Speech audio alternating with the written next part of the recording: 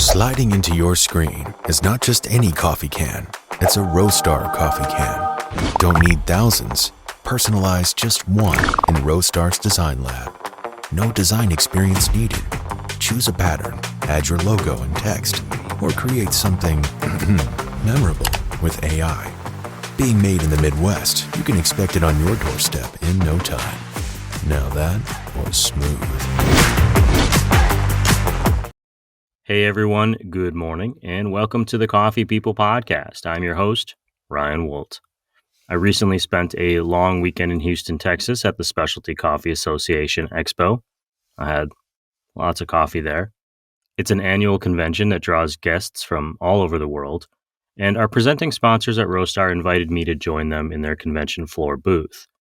My collaborator on Nick and Ryan Drink Coffee, Nick Schmidt, curated some excellent interviewees to help us launch Season 14. Yes, you heard that right. Season 14. I honestly don't believe it either. If you're watching this show on Apple, Spotify, or one of the other big podcasting sites, thank you. And know that you can see all of our SCA interviews on our YouTube channel at Roast West Coast Podcasts. That link is in the bio, and we dropped all of those shows at once. If you're watching there on YouTube already, thank you so much. We are trying to grow that channel. The link to our newsletter, roastwestcoast.com, and to roastar.com, and to the websites of our special show guests at SCA can be found in the notes wherever you're watching or listening to this episode. It's probably right there below. Thanks for clicking through those. It actually helps us know if people are listening and paying attention. And now, I hope that you, like me, have a dang good cup of coffee at the ready, because it's time for another Coffee People Podcast.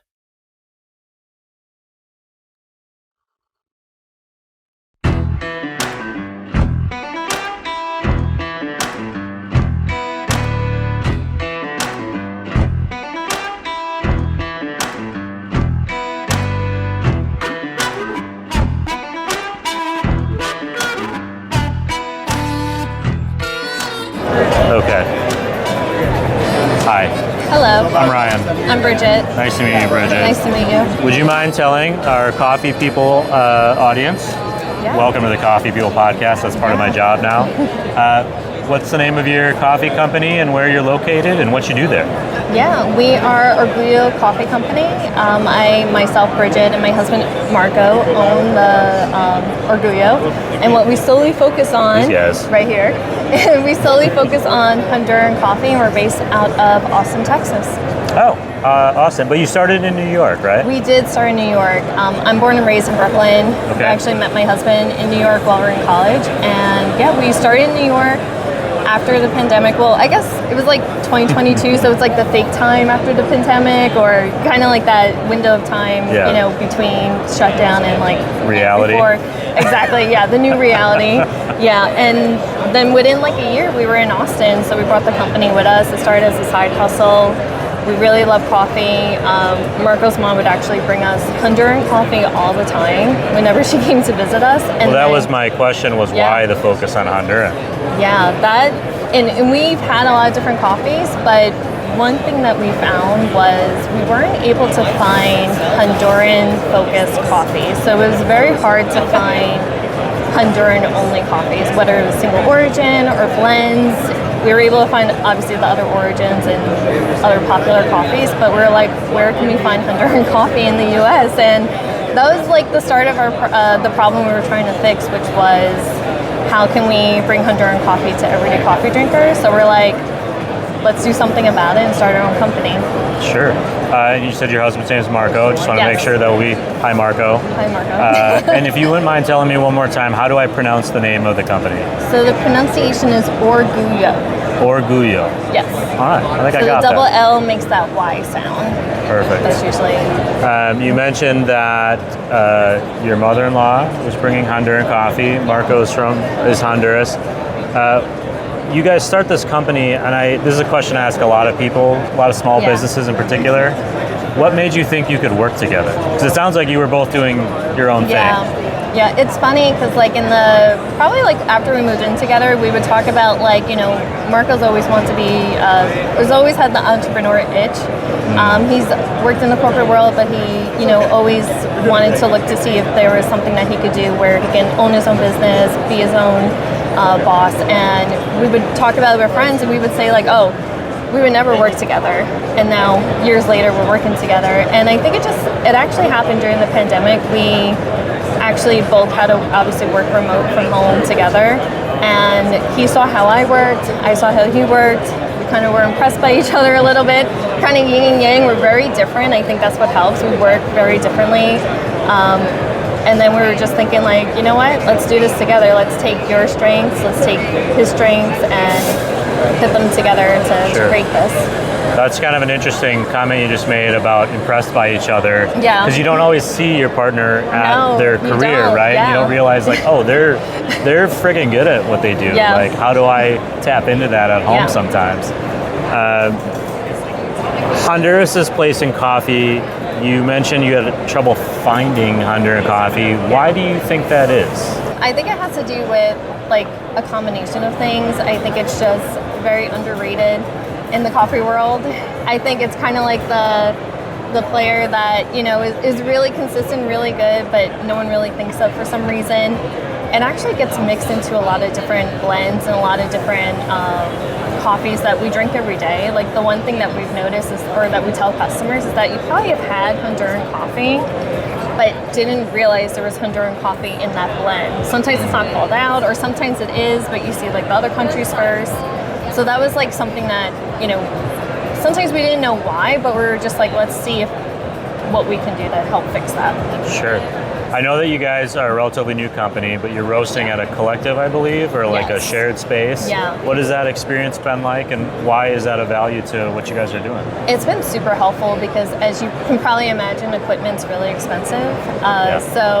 And also, I don't have to imagine. I can just walk around and look at the numbers. That's true, yeah, exactly. It kind of all adds up, and, what we've noticed is that we didn't know a lot about coffee when we were coming into this, and we were learning, we were trying to figure out different things, and then we found this collective when we came to Austin, and we noticed that, they can train people. They don't just do toll roasting, which is when you can hire somebody to roast your coffee to the profile that you want, but we were just kind of like, if we really want to dig deep into like knowing the origin, knowing the coffee itself, we got to be able to roast it as well. So we kind of took that step to learn how to roast coffee, and the place of where the collective was offered training. So we started on the ARC 800 doing 700 gram batches, which is very small if you think about the very small batches. And then we've graduated to the Mill City, which we do around 10 to 15 pound batches now. And then I wouldn't be surprised later this year if we had to graduate to a bigger machine, because we're starting to see that we're doing more batches of the same coffee, so it's probably more efficient for us to do a bigger machine, a bigger load. So we're probably going to have to be trained on a bigger machine eventually, but it's been really great to like be in one place and be like, okay, we don't need to use the little machine anymore. We can use the medium size, and then when we're outgrow the medium, there's a larger one. So it helps tremendously with costs, and it helps tremendously ask other roasters if they happen to be there roasting as well, or they're there doing production, like, hey, I noticed this, what do you do in this situation? Or they ask us questions. So it's been really great to like work off of like, if they had the same issues that we've had, or if we've had the same issues they had. So that it's been really great for that as well. Sure. Not to call it Austin, I was just there the other day. How do you survive driving? And I say that having lived in New York. It's funny. It's so weird because like even though I'm from New York City, I drove a lot. Actually, when I was in Brooklyn, when we moved to Queens, that's when I was just like, I don't need a car anymore, because like I was so close to the subway. But I don't know. I think it's just like being quick on your toes about, when people are being, excuse my language, jerks on the road. But yeah, like a lot of times, like people just don't know how to drive. It's ridiculous. I've never been anywhere that felt so lawless on the road. Things are flying out the trunks and it's crazy. Twice people were driving at me on a one-way road, and I went, wait, am I going the wrong way? But I was going the right way. It's like a universal thing. It's like if there's no sign, it's a two-way. Yeah, basically. it's a two-way. You just move over for the car to get through, and then you get through. Got it. I'll remember that on my way back. You mentioned graduating potentially later this year. What's the future hold for Orgullo? Yeah. Did I say that right? Yeah, you got it. Yeah. I think so. We're in a unique position where we started Orgullo as like in New York, and even when we moved to Austin, it started as a side hustle, and it's now graduated to this full-time gig. Like we're both now full-time in the business. Wow. I recently quit my corporate job. I want to say last month. Thank you. To do this full time, so it's been very exciting. And what we're trying to push is, so right now we just do e-commerce, which is great, and then we also do retail and wholesale. We do a farmer's market every Saturday.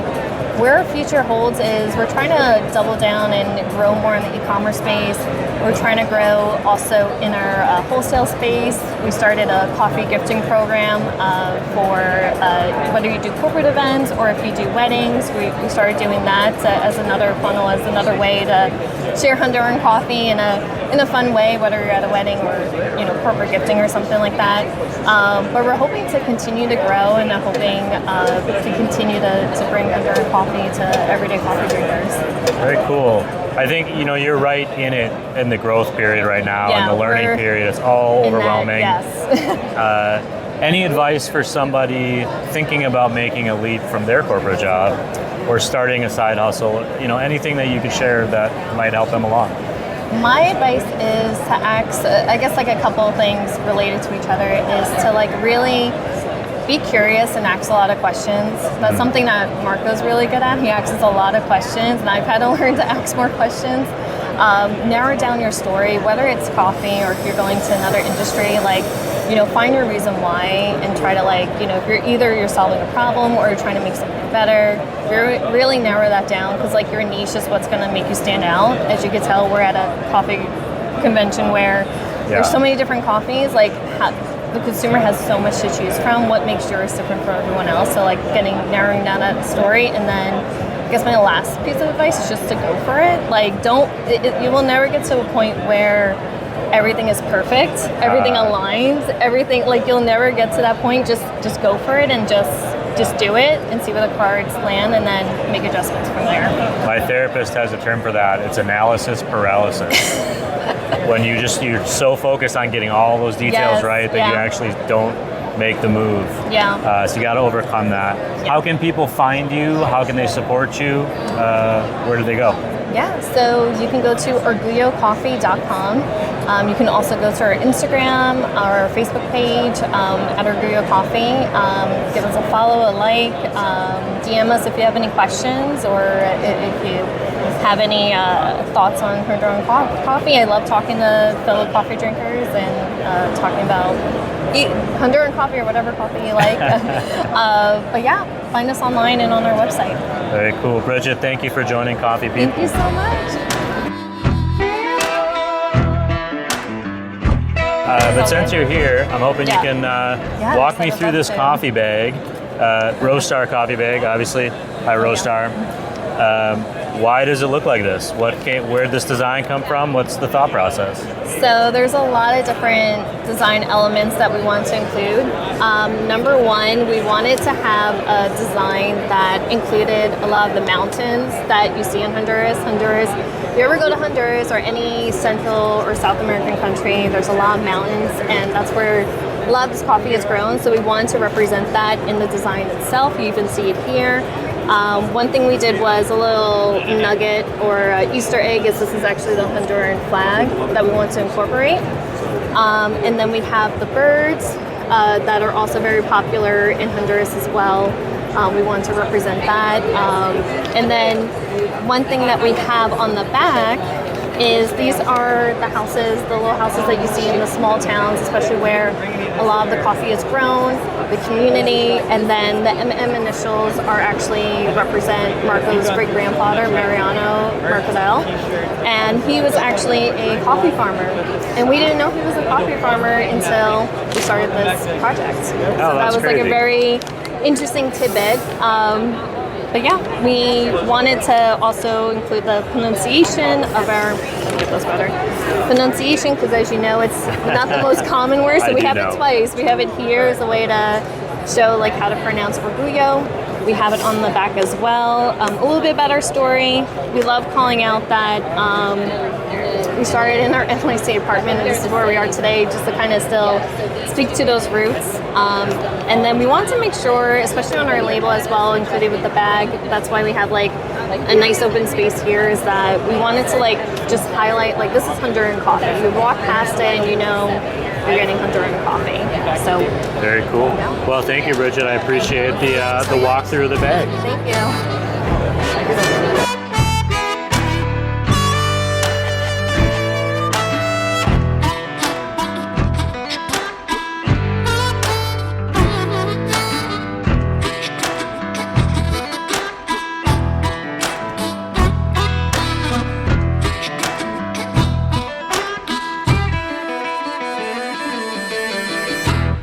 Sliding into your screen is not just any coffee bag.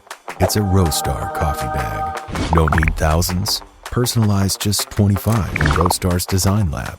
No design experience needed. Choose a pattern, add your logo and text, or create something memorable with AI. Being made in the Midwest, you can expect it on your doorstep in no time. Now that was smooth.